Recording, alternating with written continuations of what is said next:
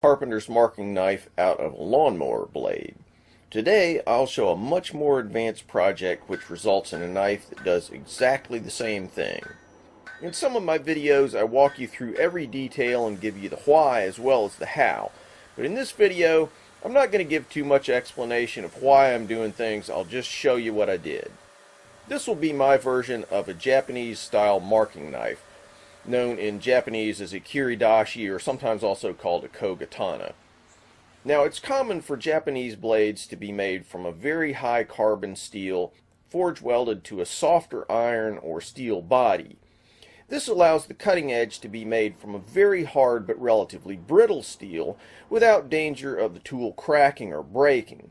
You can find variants of this general approach in everything from Japanese swords to sushi knives and plain blades. Alright, first, what's a marking knife? It's a blade used by carpenters and cabinet makers for scribing precise lines for things like dovetails, mortises, tenons, and so on. Marking knives generally have a single bevel and a flat back so that they hug the template you're marking from.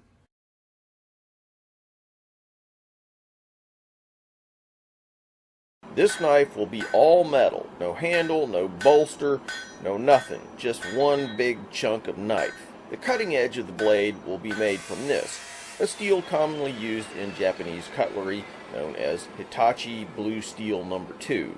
It's extremely high in carbon, low in manganese, a water-hardening steel.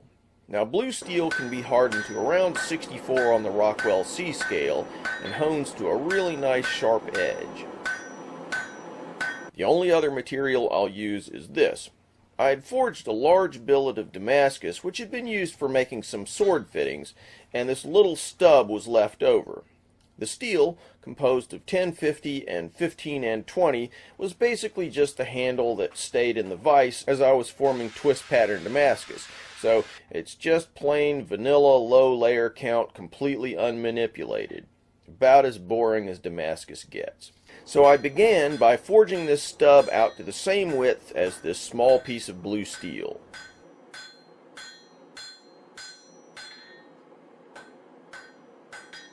Then I fluxed it up with anhydrous borax, heated it to about 2400 Fahrenheit,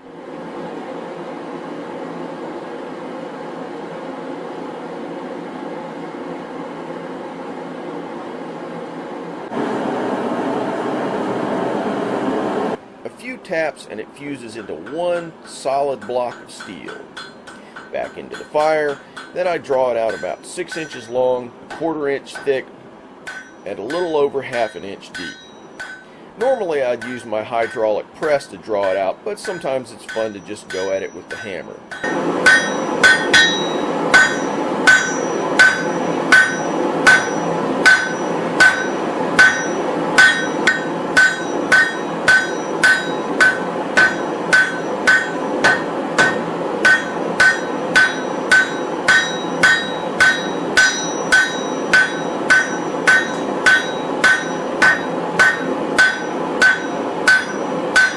So now the blue steel is on one side of the blade.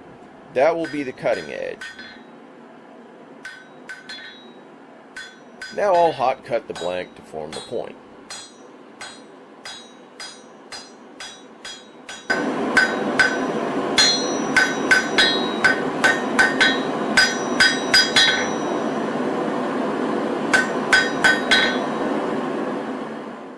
So with normal knives, I'd rough out the shape of the blade on the grinder before heat treat, but not in this case.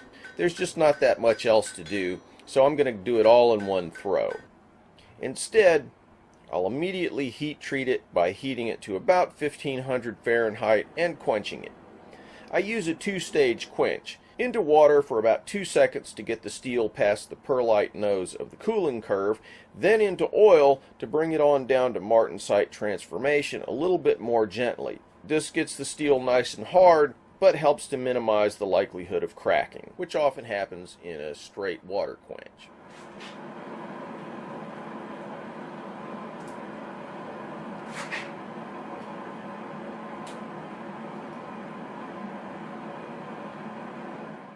Then into the heat treating oven for tempering. Of course, I could have used the heat treating oven for the hardening operation, but it's always more fun to do these things with fire.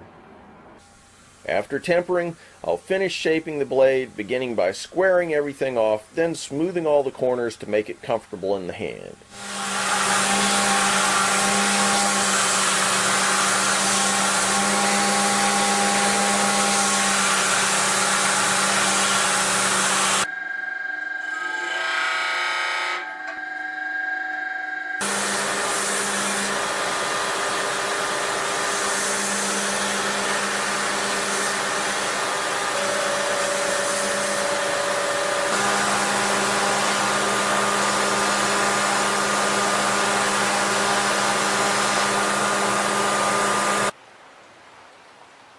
Next, I'll grind in the bevel. If I didn't have this little coolant rig, I'd have roughed it out before heat treat. But this allows me to grind a little more aggressively after the blade has been hardened without ruining the temper.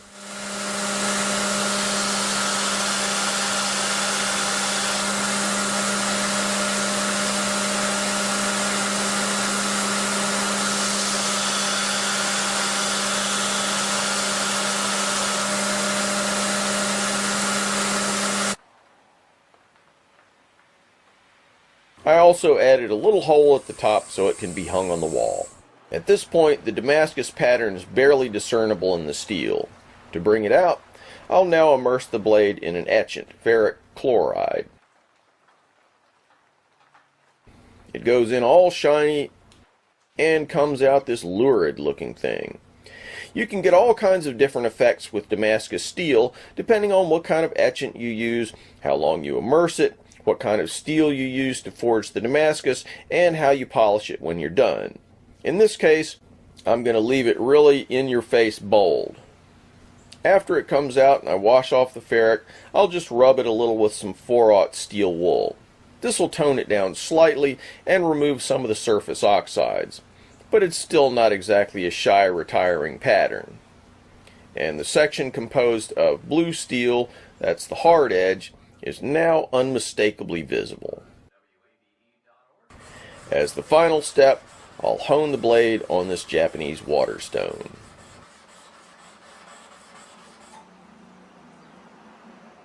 And there we have it, East meets West.